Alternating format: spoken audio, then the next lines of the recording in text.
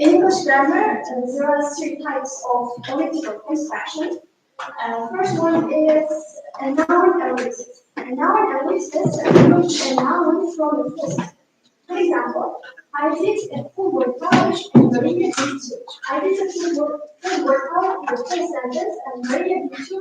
We can call it as an elliptical sentence because in the second sentence, a full workout because a full workout is omitted. And next, don't say the word in the sky, just say the word verse is omitted in the second sentence. And next one is a verb ellipsis. A verb ellipsis omits a verb from a full sentence. For example, I drank water and Ellen milk. You might do it, but I won't. The verbs drank and do are omitted in the second sentence, and we can call it as an ellipsis. Next one is a verb phrase ellipsis. A verb phrase ellipsis omits an entire phrase from a sentence. For example, I went to the movies, but Jerry didn't. Went to the movies is a combination of the phrase and it's a combination of verb, preposition, and noun. Jerry didn't is a literal sentence. Next one is she will sell historical books and he will too. Sell historical books is also a verb ellipsis, and in the second sentence we are omitted. In conclusion, I want to say that studying elliptical sentence and different types of sentence in English grammar is one of the most important and interesting part of English grammar. And in addition to this, gaining enough knowledge about this topic will give English learners less difficulty in communication with native speakers because elliptical sentences are mostly used in school. Okay, thank you for your speech and the question about gaining knowledge about methods of your investigation. There is listed several methods like direct observation method, analytical constructive, immediate constitutive method, transformational, comparative typological method. So I would like to draw your attention on the contrastive and comparative typological method. What is the difference between them? Because they are almost similar, but they have differences. How did you identify the differences, and could you implement this method appropriately in your investigation?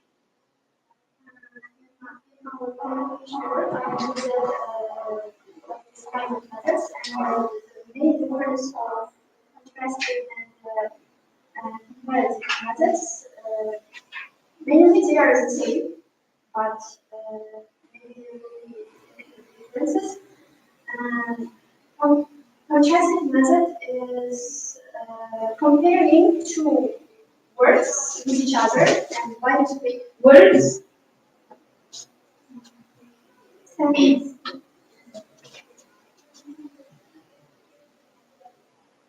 If you didn't understand my question, I can repeat it or translate into Uzbek. It is much more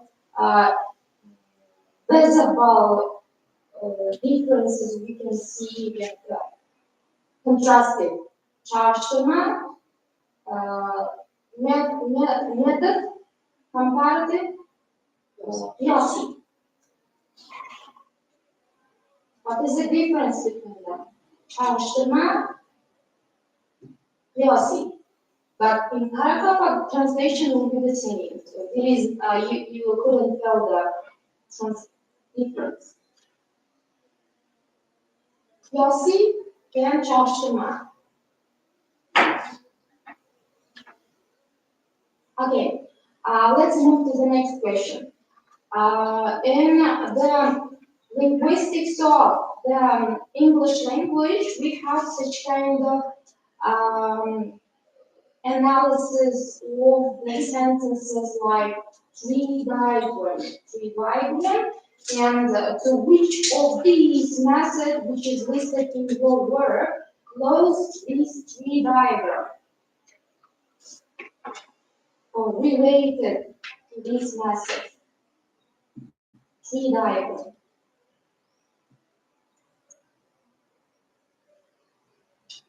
Direct observation, analytical contrastive, immediate constitutive, transformational, comparative psychology. Which one?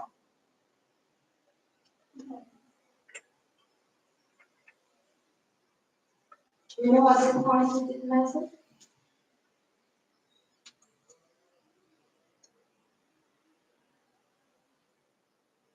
Did you analyze the parts of the sentence like noun, verb, the noun phrase, verb phrase, adjective phrase, prepositional phrase? Did you analyze in this way in your work sentences? Yes, no? You mentioned about phrases. Yeah? So, do you have such kind of analysis? No. Noun phrase, verb phrase, prepositional. I just noun, verb, and verb phrases are So, okay, so in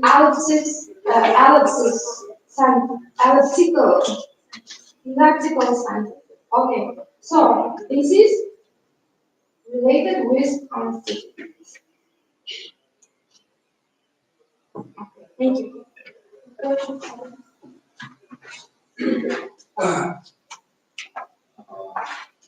Спасибо. You have mentioned basic and some research like constants about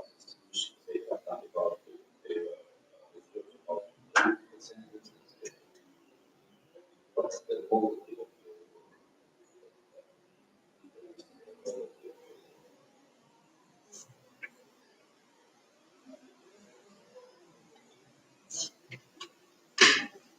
what kind of things that you have it should be this.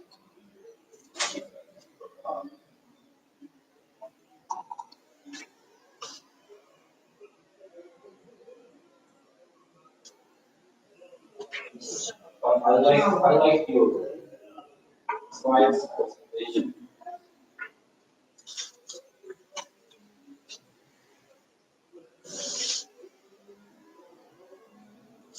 Okay. Also, you have mistakes on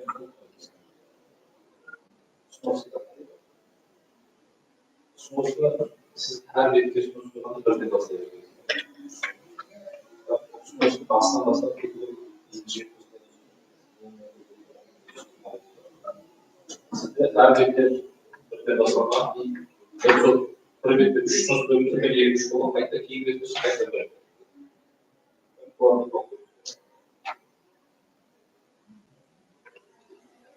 Exactly.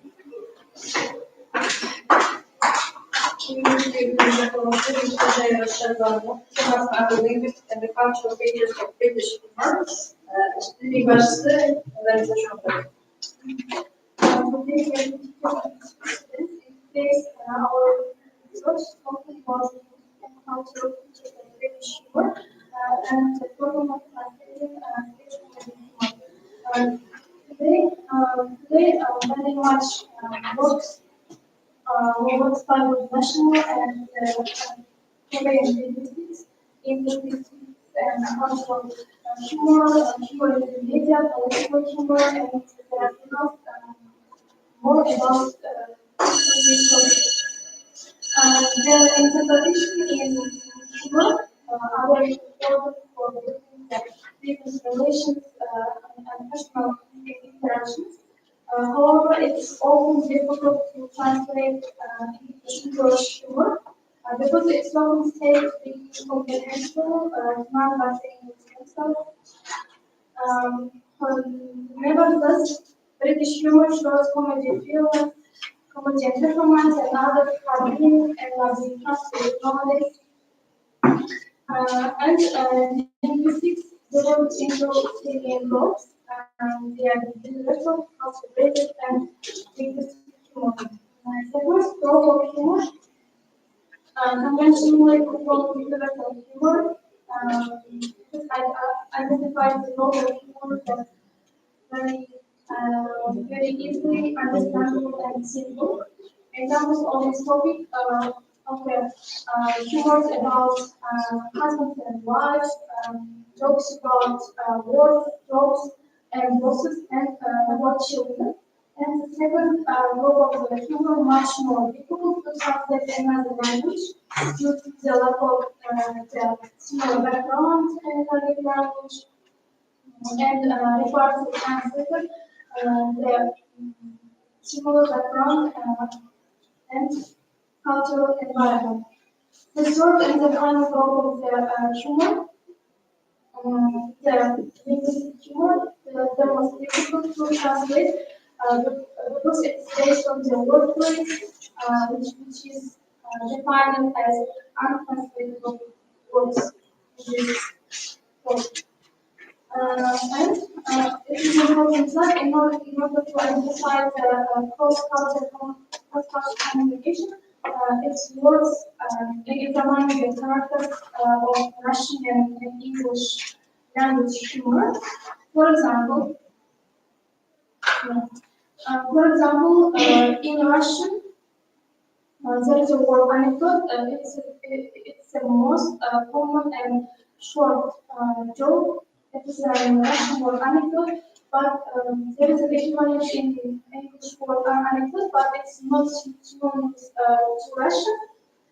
In English, the word anecdote is a short fictional story related to historical character, not humorous in meaning. Therefore, the most adequate translation, the Russian word anecdote, is in English is joke. Okay, in the mid-1990s, there are many viral television shows regarding the translation into Russian language, and the British show is no exception there. Such humorous programs began to be uploaded in the Russian script and a bit of crime on the show. The Daily Hill Show and Mr. Bean and etc. One of the most famous and popular comedy shows is the bit of crime and Laurie Show. 26 episodes were produced in total.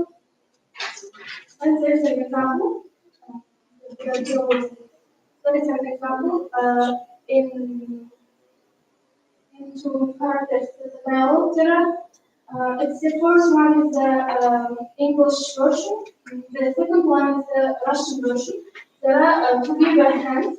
It's an item, but the writer to give a hand knows the item meaning. There are the direct meaning to give someone a hand, but the Russian translator translates this word to give a hand, the item meaning to help someone, and even the Russian translator didn't pay attention to this. Their expressions, and the Russian viewer expects that them lobby to help him to repair the word, but in fact, it appears that he only asked him to be beforehand. So, having analyzed this translation error in our research, uh, one can conclude that Russian translators fail to achieve the adequate translation of this text, and oftentimes what the translator simply replaces the jokes simply phrases, simply words, and there are no meaning humor in general.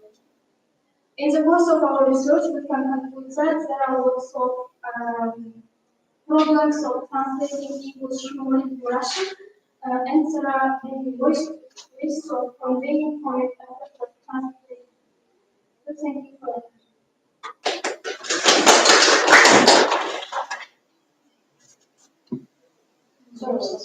Okay, thank you for your speech, and the question will be related with your appendix, appendix A.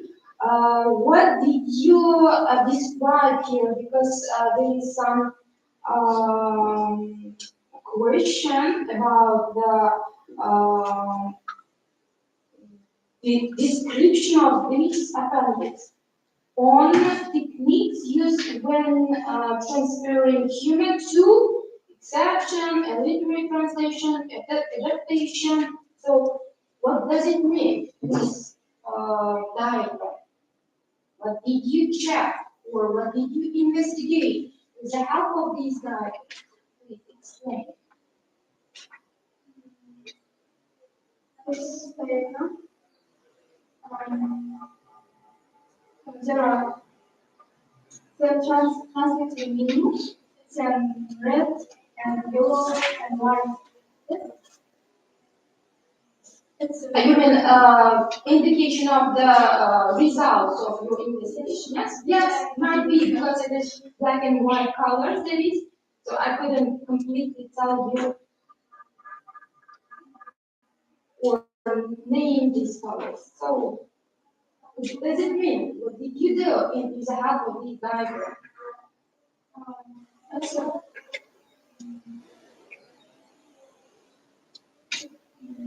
for example,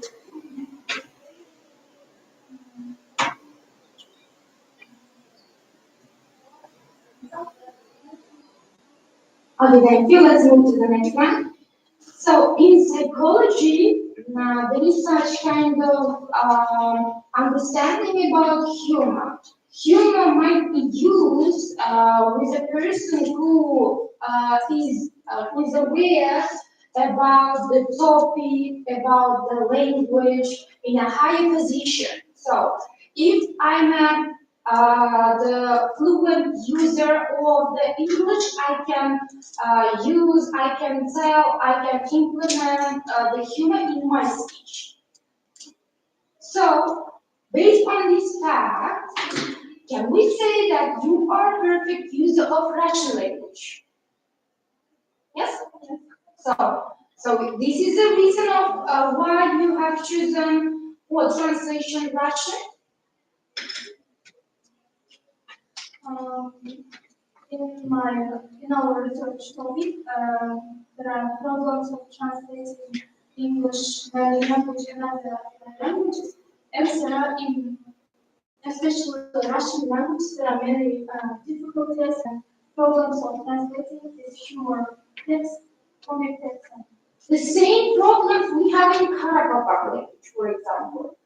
Too many problems, too many questions without any solving with us in Karakapaka language. So why didn't you choose Karakapaka and instead of Karakapaka you worked with Russian? Russian language much more easier than for me. You, wonderful.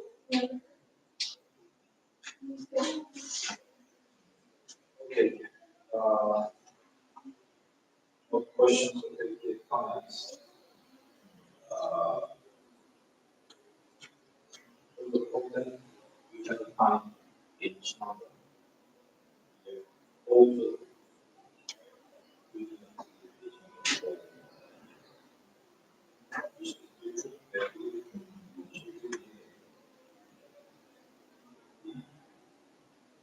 we have used different kinds of citation styles. It's not literature. This was in identity. So, Nederlander familiasını götürecek veya özellikle ağırda olduğunu aslında internetin sık geliştirdiği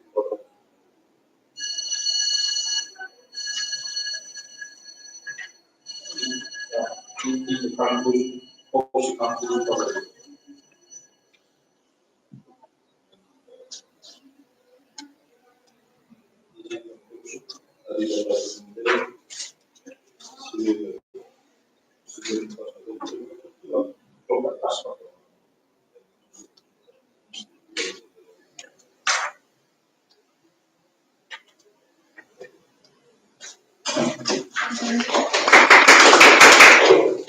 görüşümüz çalıştay mesela Sivan derecede yüksek takımı Siman'ın the problems of translating work as two member and one member sentences in the first position. Morning everyone, morning dear teachers, professors and the members of the commission. Thank you for being and attending this great day. And my name is Oscar Khan, and I'm here to talk about scientific research work that I have done with the help of my scientific advisor.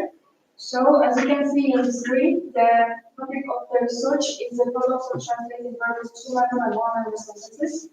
I will first begin with some background information. This was in accordance with the decree of the President of Uzbekistan, 117, dated on May 19, 2021, on effective measures for the study of specific foreign languages in higher educational institutions. And the main task is to teach foreign languages, especially English, and in accordance with educational standards of developed countries, as well as ensure fulfillment of tasks set out in the decree. So, we will first begin with the activities of the research. The activities of the qualification using the parts of the sentence are a syntactic category constituted by the organic instruction with different frequency in speech. And it's very important that division into parts of speech and division into parts of sentence are organically related. And the aim of work. The aim of work is defined as a typical combination of the given type of syntactic form and given type of syntactic content as per. And according to this general aim, we put forward two following tasks. The first one is indicating persons and scenes in actual speech, and pronouns are most commonly used as substitutes for the names. And the second task is the predicate constitutes the sentence itself.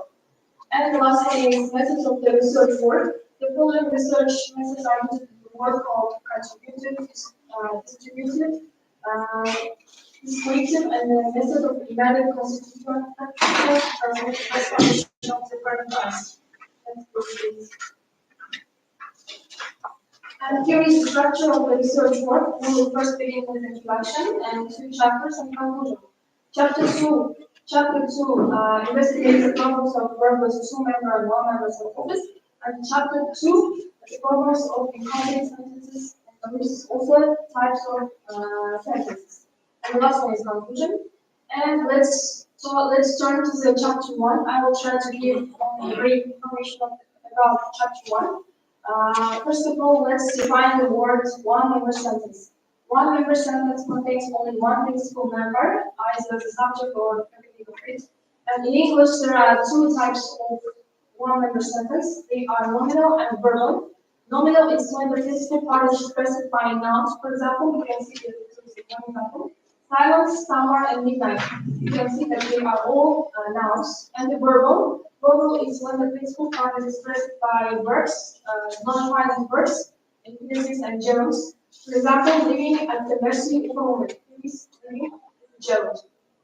And what's two-member sentence? Some linguists say that one-member sentence is the position of two-member sentences, but verbal two-member sentences are non or minor sentences functioning as communicative units in spite of the absence of the final form of the verb. And they are of two types. The first type is expressed by nouns, noun groups, infinities, and all participles. And second type is expressed by nouns, noun groups, and all other conjugated elements of the predicate. And now let's turn to the chapter 2. It investigates the problems of elliptical sentences, also incomplete sentences, and the sentence in general and its types. Ellipsis, what is ellipsis? Ellipsis refers to the omission of one or more words finite clause, and the rest sentences can be easily understood from the context. And in terms of structure, distinction will be made between the following types of elliptical sentences. For example, omission of the subject. For example, looks to me for all the words like an elephant and gopher. You can see that there is no subject. And omission of the predicate in terms with the with and the are. For example, too many women nowadays and they don't know what they want. There are too many women. The omission of the are. And the last one is it's also important that proverbs and the proverbial sayings Saying should be easy to remember and not too long. For example, when angry, count to 100. And the long form of this verb may be when you are angry, count to 100. That's why I believe that elliptical sentences play a crucial role in grammar structures. And the next one is incomplete sentences cannot stand alone because it's not independent clause. Can be either subject, verb, or complex thought. And here are some examples of incomplete sentences. Next page. For example, what are you doing besides Chelsea? And here is omission. Also, I'm going to Chelsea. What's your name? Kristen, or my name is Kristen. And the next paragraph is the sentence types. The sentence may be statement, question, exclamation, or comment. Consists of main clause of one or more subordinate clauses. The sentence may be short, long, or simple. And there are classification of the sentences. Classification according to a function may be relative, imperative, interrogative, and exclamation. And classification according to the structure and expression. Simple, compound, complex, and complex compound. And let's some sentences. For example, I broke my arm. It can see that it's simple sentence because it consists of only subject and predicate. Second one is I fell off my bike and I broke my arm. It's compound sentence because two parts are independent clause. That's why it's called a compound sentence. And the third one is when I fell off my bike, I broke my arm. It's complex sentence because we cannot use this part. When I fell off my bike, slowly. And the last one is when I fell off my bike, I went to the hospital because I broke my arm. It's called a compound complex sentence because there are two independent and one dependent clause. So it's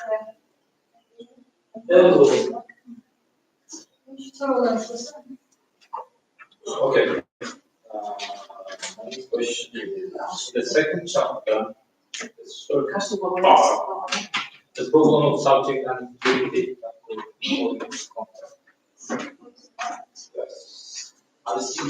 Yes.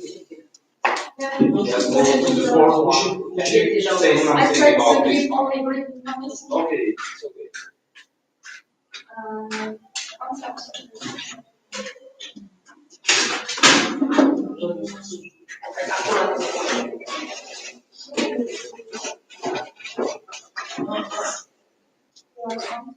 Problem of subject and predicate. Maybe the use of the subject and predicate, the omissions. Also interesting.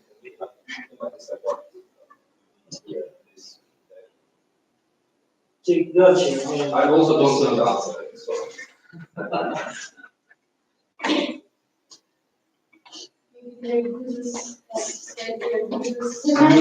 Intention is about members, one member, two member sentence. And here is a reason why that is given subject predicate. There will be how many members of the sentence? If you are going to describe subject and predicate of the sentence, remember sentence. Here is a reason. You can use new word, but you can see it, right? That's what. What is the long term?